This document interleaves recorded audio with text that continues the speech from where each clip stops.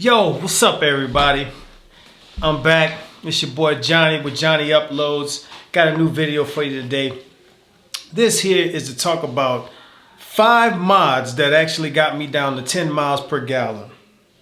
Now, to be honest with you, it really doesn't matter to me that I'm at 10 miles per gallon.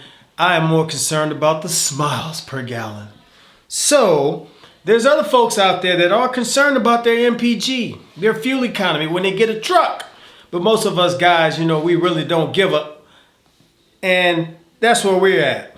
And that's where I'm at. But I do want to make this video informative. And I'll tell you, because it's kind of funny to me, exactly what brought my miles per gallon down. And I'll tell you what did it. Listen, for sure, the 6-inch lift brought my miles per gallon down.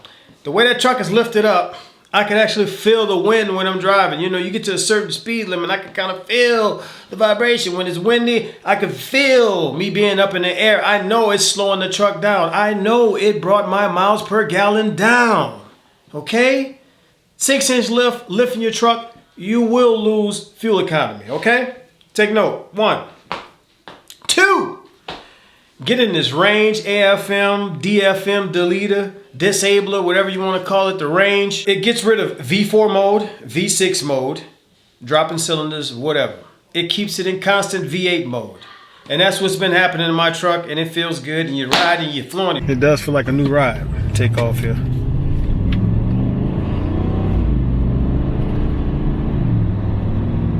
Boom. Of course it's going to bring your MPG down. It's not going to bring it up. It won't boost it. It will bring it down. So that's 2 on the range, the AFM, DFM disabler. Give me a second. Hold on. Okay. It didn't come out. Number 3, this Flowmaster Catback System I got. I got rid of the catalytic converter. It's straight pipe going straight to the back. What do you think is going to happen? I'm going to be smashing on the gas pedal. I want to hear that rumble. I want to hear that roar. And I'm going. Vroom, vroom. You go ahead and remove that stock exhaust, man. You will start losing miles per gallon. You can believe that. 4. My cold air inductions. My cold air intake. I'm pretty sure. Now, beginning with the cold air intake, I got great mileage. I mean, it even went up to 22 miles per gallon at one time. The first 3 days. Started to average out at about 14 after the year. Then, as you can find on one of my videos, did I break my cold air intake? It's up on YouTube. I washed it, cleaned it, blow dried it, air dried it, and actually, man, I seen my miles per gallon go down. It went down to like 11. It was averaging between 11.5 and 12 miles per gallon, okay? So something happened with the cold air intake system. I have to replace that. If you guys know of any good system for me to try out, put in the comments, let me know. I'll try it out. But I'm planning on getting rid of the CAI. Last but not least, the big rims and tires I went with. So if you're going to go ahead and replace your stock tires and you want bigger wheels and rims, of course, the rev rotation is actually going to put more stress on your engine and essentially bring down the MPG, bring down your fuel economy. I have 35s on the truck now after the lift. 22-inch rims, 12 wide. So, of course, it's going to slow the vehicle down a bit.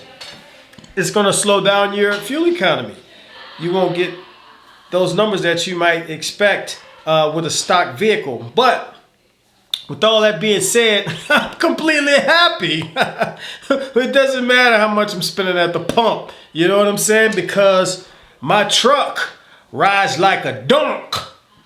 No, not like a dunk. But, you know, it sits high, it sits up. It's like a monster truck. I enjoy it. I love it. It's all about the smiles per gallon, people. But those who want to be pocket conservative and you want to drive a truck, these 5 mods you may want to stay away from. So, with that being said, I hope that helps you guys out who are looking. And let's wait till the next video come out. Okay? Peace. Pow!